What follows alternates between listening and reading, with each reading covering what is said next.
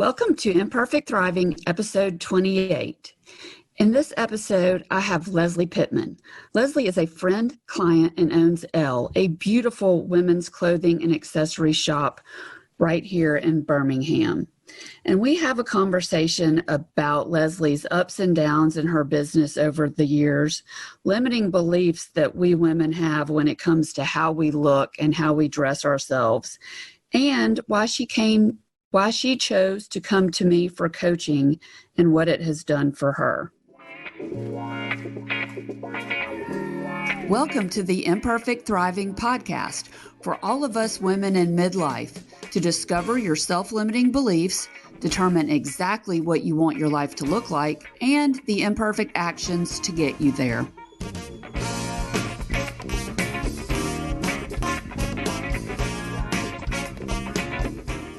So I just thought, I've always believed in counseling, so I thought, well, I should meet with her and talk to her about getting a more systematic approach to my life in order to be the best business owner and best person I could be.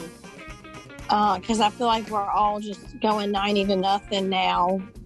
Our world, the pace is too fast, in my opinion, but we're all doing it. And so she really allowed me to look at every area of my life in depth, in a more systematic, organized, methodical way. Have you joined the Imperfect Thriving Facebook group yet?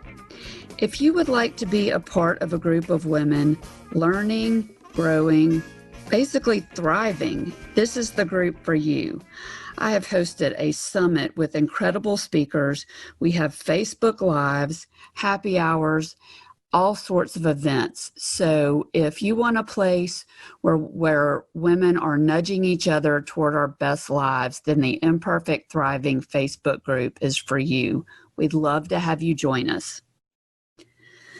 You know, I have so many takeaways from this episode, and I was going back over and listening to it after we recorded to pick out some things to tell you about it like I usually do at the beginning. And I came upon this part toward a little past the middle of the podcast where I just stumbled around and just really was not doing the best job. So I was in the process of going back over and listening to this part to tell my sound editor, okay, go to 17 minutes and 35 seconds and cut out the next minute because it's just not very good.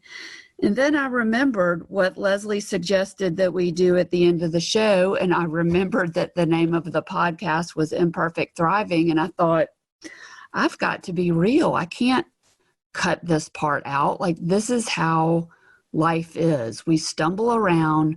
We don't get it right all the time, and it's okay. So I left it in there, and I hope you get a good laugh out of it because it is truly imperfect thriving. I hope y'all enjoyed this episode as much as I enjoyed talking to Leslie. Enjoy.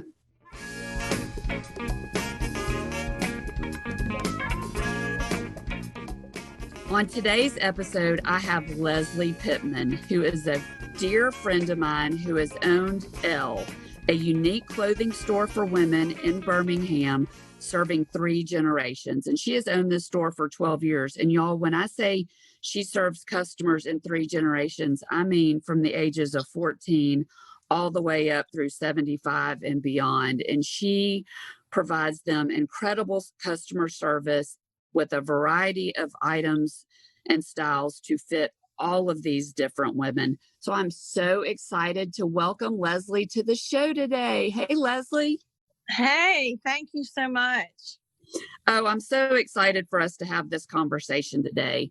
And of course, I know lots about you and your journey with Elle, but for those who don't, can you share a little bit about your story of owning Elle and working at Elle over these last many years? Sure. I started working at the store in 2006 in what I believed would be a temporary job as I looked for other jobs. And quickly, I really, really loved what I was doing as a child. I had always wanted to own a clothing store, but I never really thought it would happen. But like I said, my journey working there was really just part-time while I was looking for something else. And I quickly dove in, and within a few months was assisting the owner at market on the buying trips about 4 to 5 times a year. And then the summer of '08, she decided she wanted to sell her business. She started it in 1991. And she approached me. One of the biggest challenges I faced was the transaction for the sale of the business occurred September the 30th of 2008, which was the week following the economy crash. Oh, wow. So I certainly have learned a lot, to say the least. So tell me about what you learned during that time and really how you kept the business going amidst all of that.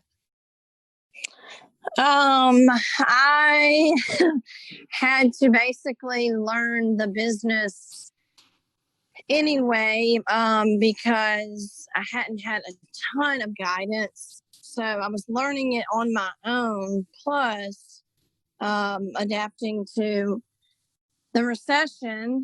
I quickly realized that we were overbought with inventory, which is the worst thing that any retailer could do, especially when the economy was where it was. So I put some systems in place with some professional people who advise stores on buying and amounts of buying per month and in certain categories, and followed that very diligently. And the business slowly began to turn around, as well as adapt to what was going on in the world.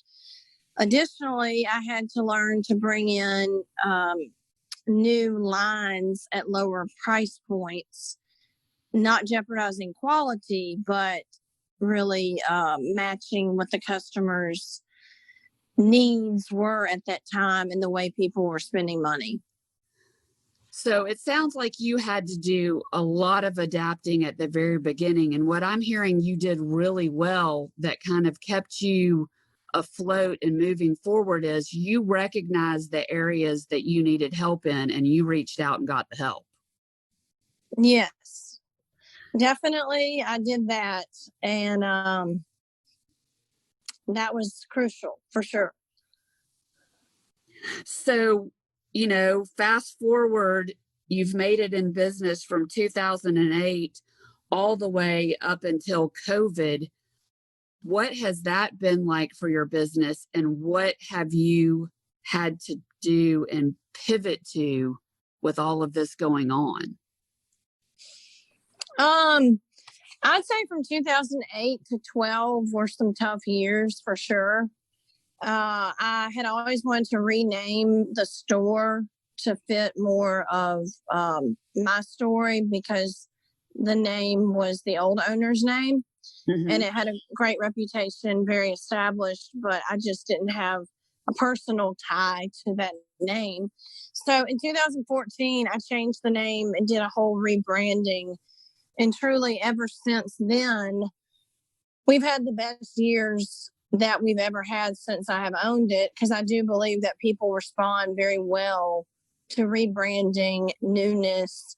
I think people are just genuinely curious about change. So that has been great.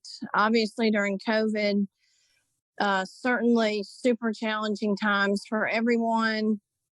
I'm very grateful for technology, to say the least. Our website has been a very valuable asset, as well as our Instagram and Facebook pages.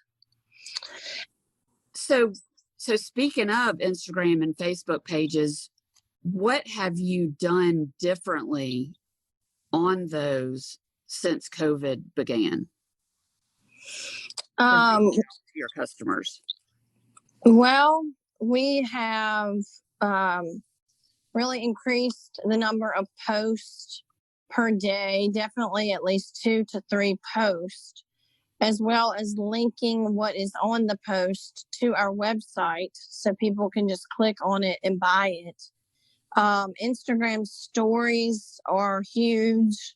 Often they get more more activity than the post. So using that platform, using the swipe up feature on the stories as well. I feel like in today's society, people just want to swipe up or click, buy it, and move on. So adapting to that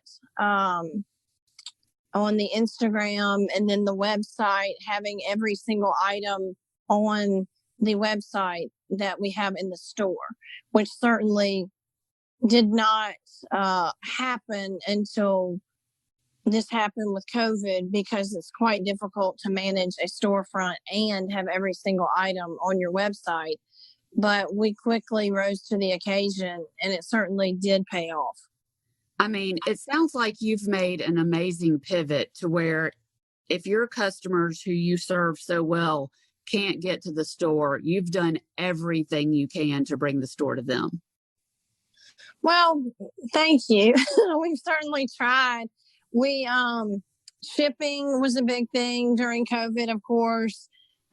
Free shipping and delivering to people's houses.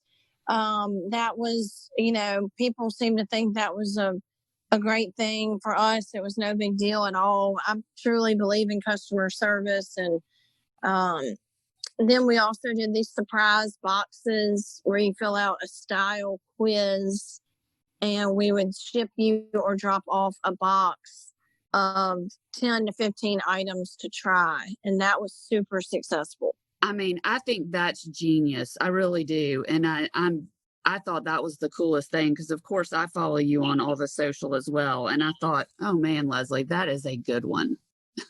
Well, thanks. It definitely, and it's something that we need to, and we want to continue to do even now. Well, I think it's great. And so it's been well received.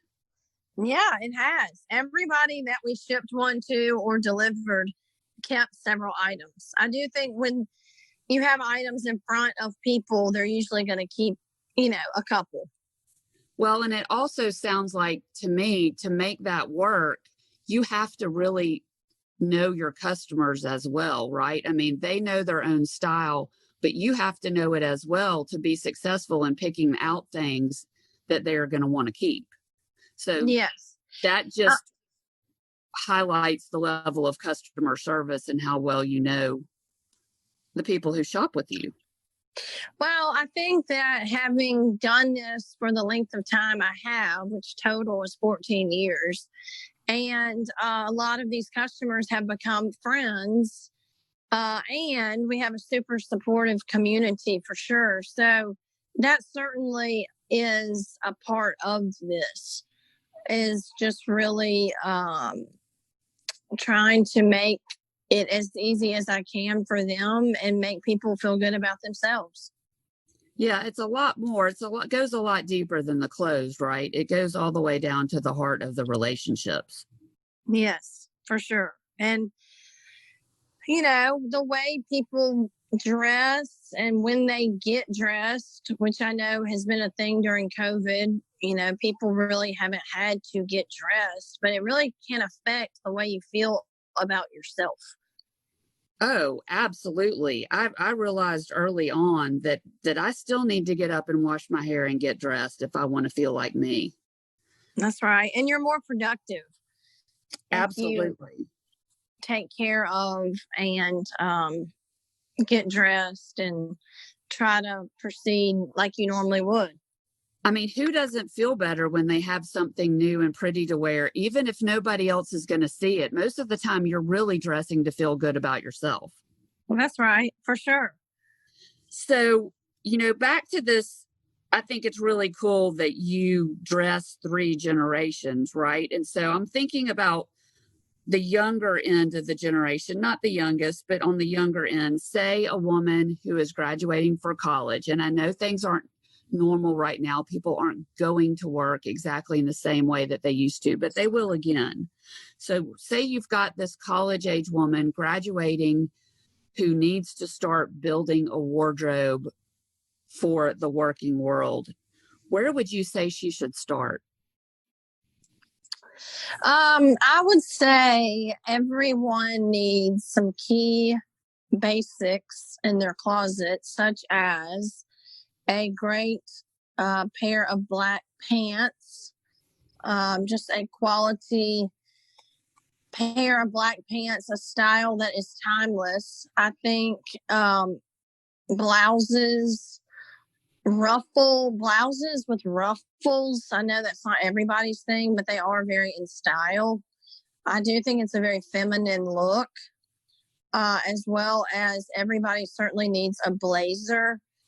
The thing I would say for the demographic you're speaking of is the day to night look. And even though there's not a ton of night things right now, there will be, but just taking your outfit from the office to dinner, for example. And the blazer thing on that note, that is great for the workplace, but also it's cute with jeans and a cute little t-shirt, for dinner out. It doesn't have to be limited to the workplace. I think people feel that way about blazers, but really that's not the way it is anymore. Yeah, so you could have even black pants and a blazer that goes with the pants that could be a suit with a pretty roughly blouse under it for work or an interview or any kind of occasion like that. Have your t-shirt, your cool necklace, and your high top tennis shoes in the car. Switch out the blouse for the t-shirt under the blazer, roll the sleeves up, throw the tennis shoes on, ready to go. Yep. Right? Yeah, and another thing I wanted to say is just how important accessories are. I think that if people have the basics in their closet and they have some good accessories, some fun necklaces, layering some bracelets, statement earrings. I know they're not everybody's thing. I personally do like statement earrings, but just having some good accessories can totally change up the way your outfit looks. Oh, I love that. I'm all about the accessories for sure. So what about women that are like more my age, okay? Say it maybe a little bit older than their 20s. I think there are a lot of old stereotypes and a lot of rules that we give ourselves as we get older about how we must dress or how we must look. What do you kind of see women do to limit themselves when it comes to fashion and the way they dress as they get older? Do you hear them talking about things like that, or do they say things like that to you in the store? Yes. So because of that, I came up with a mantra a while ago, probably 10 years ago, and that is that clothing is art. The way one dresses is an expression of themselves, and that wearing color can totally change the way somebody looks. And again, it can change their whole presence and their mood, their confidence level. Obviously, different colors look good on different people, and I'm aware of that. Some people can't wear red and such, but a lot of women, I hear it a lot, will say that they don't like to wear color or they only wear black or whatever. And I know we all can do that. I love black myself. But just encouraging people to get out of their box and break through the belief that is limiting them of I can't, or that doesn't look good on me. And then if I push them to try it, they often light up and smile and buy it. So I just think color, especially right now, with everything in our world and everything going on, it just really makes a difference. So, yeah, I love that you help women sort of stretch their comfort zone, stretch out of their comfort zone when it comes to how they dress and try to get them to disregard the limiting beliefs that keep them stuck in the same old thing all the time. Um, yeah, I love that. Um, let me see. I knew I had something else that I wanted to ask about that, but I can't remember what it was. Shocker. Um, so, are there any other limiting beliefs or things that you hear in the shop that women my age have for themselves, or they think that they have to get like a whole new wardrobe when they hit a certain age? Um, You ever run into that? no, I, I really don't. I'm trying to think on that one. Um, no, I hear, oh, I'm too old to wear that or something like that. But again, it's one of those, I think everybody's their own worst critic. Yes. And women, there's so much out there that is negative and people comparing themselves and the social media and all this. I think women, no matter what age, can tend to put themselves down. And so just trying to encourage people, yes, you can wear that. We're not going to steer you wrong. I would never put you in a color or a style that is not suitable for you.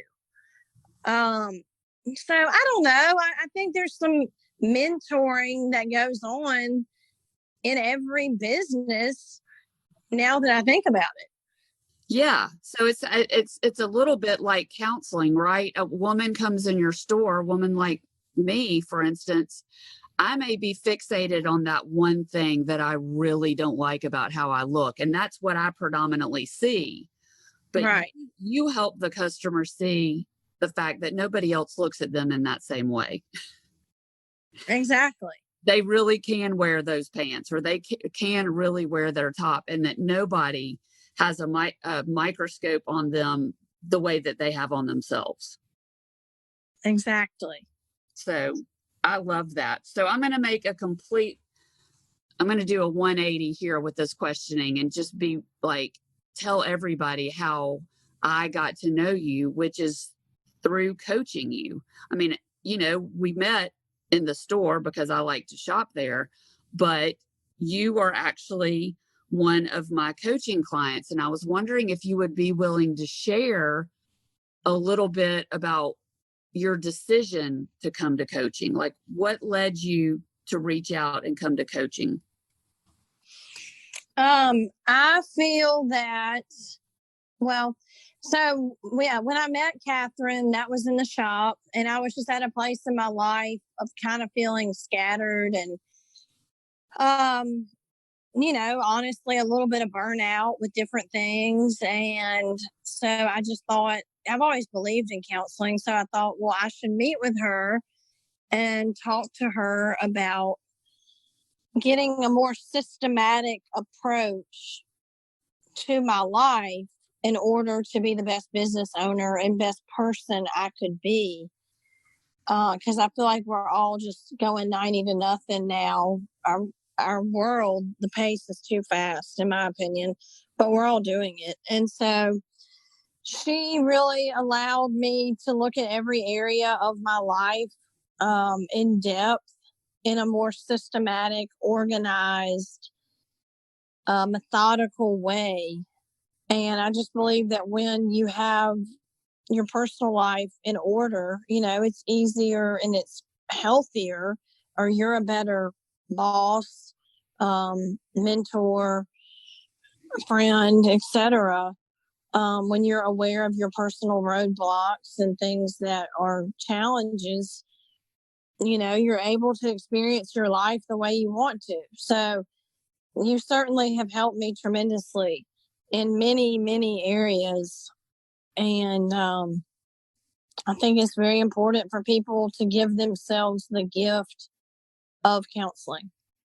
Well, I very much appreciate those kind words. Do you think that it has helped you with, what you say about the fast-paced world is 100% truth. Do you think it has helped you at all with clarity and focus and kind of honing in on what's most important to you and what you really want to focus your time and your energy on versus going in 50 million different directions?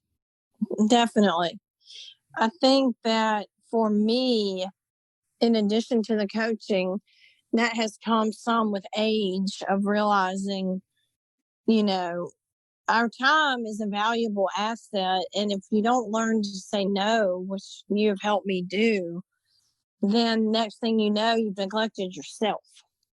And I think that there's nothing more important than prioritizing with a professional's help, um, your time and your schedule and what you value. Yeah, it took me a long time to get to that point myself and to realize if we don't say no, we are going to be pulled in too many directions and we're going to end up living someone else's agenda. And we're going to look up one day and say, what the hell have I been doing with Yeah, myself? Right. When you first focus on what is it in my life that's most important to me? And when you put that right in front of you and you've gone through all your domains and you figured out, yes, all of this right here in this little bundle is what's most important to me in the world. And I'm going to protect it. And to protect it and to live that agenda, I'm going to have to start saying no to what other people want me to do. That is a hard realization, especially for women in the South, because we're taught from the beginning to be likable, to say yes, to be polite, and do what others want of us. So it's not an easy thing to do, is it? not at all, but it's worth it. Absolutely is. What would you say to another woman who has gone back and forth about either counseling or coaching? I don't know if I should. I don't know if it'll be helpful to me. What would you say to that person who's kind of on the fence or struggling with it? I would say don't overthink it. I would say it truly is the best gift you can give yourself and those around you. I have always said I feel like it should be required, just like it is for people to go to the dentist. I mean, go to the doctor. Like I truly believe mental health is huge, and there's the stigma or the embarrassment or the shame or whatever it is that can limit people is a lie. So I would just say go for it. I love that advice. I really do. And I love that you are, you know, offering up yourself as an example of what coaching can do. I really appreciate you doing that because I do think that we can internalize this message of we must be strong, we must do everything on our own, and we must be taking care of everyone else other than ourselves. And to me, that's just not helpful to tell ourselves, right? Everybody could use help. I mean, I'm going to a strategist for help in my businesses so that I can be intentional and focused. We always need someone else that is looking at it from like that 30,000-foot view, right? Instead of someone who's right up on it in the middle of it. Exactly. It's always nice to have an objective voice. Yeah, because I mean, our friends and our family, we love them and they love us, but because they love us so much, they find it hard to tell us the tough stuff, right? When it's time to change something or do something different because they love us so much. That's right, for sure. So, what would you tell, you think about your years of experience, the ups and downs, and everything that you've gone through in owning your business. What advice would you give to a woman who is thinking about starting her own small business or opening her own clothing store? What do you wish you knew at the beginning that could help them? I well, first my advice would be, if you're passionate about something and you follow that passion, it will work out. I'm certainly an example of that. I mean, the roadblocks between the recession and the COVID, it's certainly been challenging, but I have a passion for um, people. I have a passion for relationships. I have a passion for fashion. And really, though, like I said, overall, just making people feel good about themselves. More so than, fashion is wonderful, but it's also kind of the deeper meaning is what drives me. But I just think that, yeah, if you're walking in what you feel led to do and what you feel you're gifted in, and just put one foot in front of the other every day, and trust the process, that you'll be successful. Wow, I absolutely love that. So it is basically follow your passion. Don't worry if you know how to do it all exactly at the very beginning, because if you love it enough, you're going to put in the time, the energy, and the effort to be successful in it. Yes, absolutely. So, because I love to shop at Elle, and we know so many people love to shop at Elle, Leslie and I are coming together for a little giveaway, aren't we, Leslie? Yes, it's going to be so fun.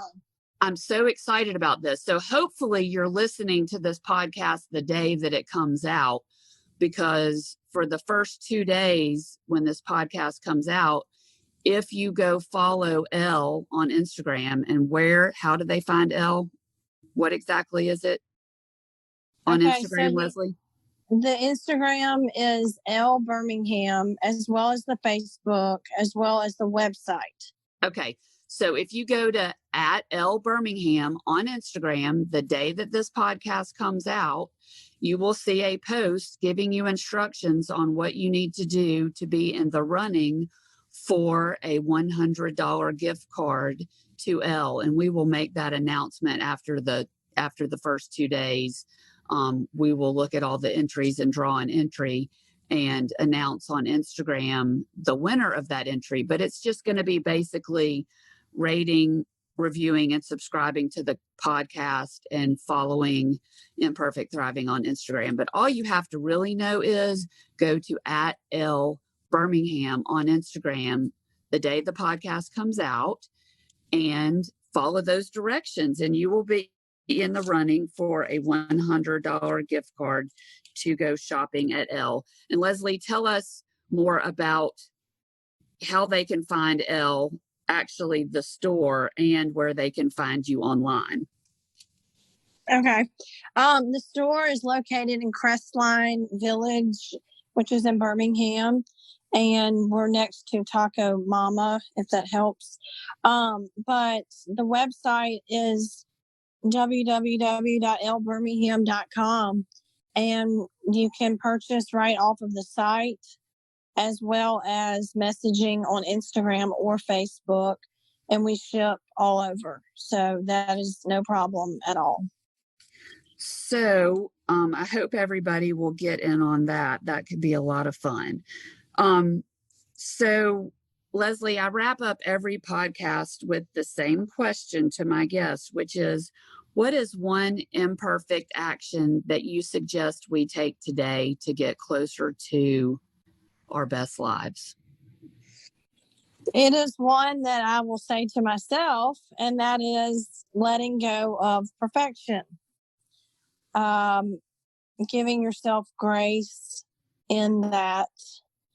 And it is definitely not easy, but it's something that can be very freeing once you begin to walk into letting go of perfection, control, and just giving yourself grace for exactly where you are. Well, no truer words said, everybody. I will definitely reiterate what Leslie says, that the minute you can start letting go of perfection, um, just a whole different world you're going to show up in a whole different world in a whole different way. Leslie, thank you so much for being on the show today. I've had so much fun talking with you. Thank you for having me. I loved it. Well, y'all all, if you haven't been to Elle, get to Elle. I mean, beautiful, beautiful things and the best customer service ever. So Leslie, thanks again. And I just want y'all to remember what Leslie told you about letting go of perfection. And until we meet back here next week, go out and take imperfect daily action toward your best life.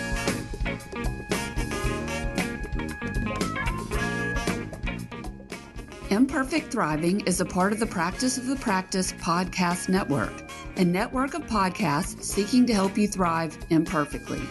To hear other podcasts like the Bomb Mom podcast, Beta Male Revolution, or Empowered and Unapologetic, go to practiceofthepractice.com/network.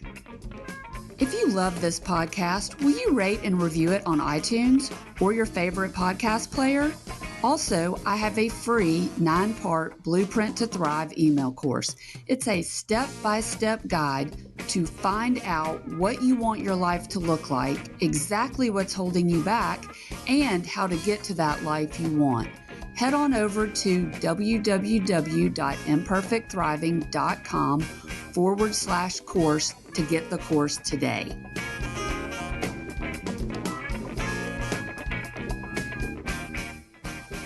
This podcast is designed to provide accurate and authoritative information with regard to the subject matter covered.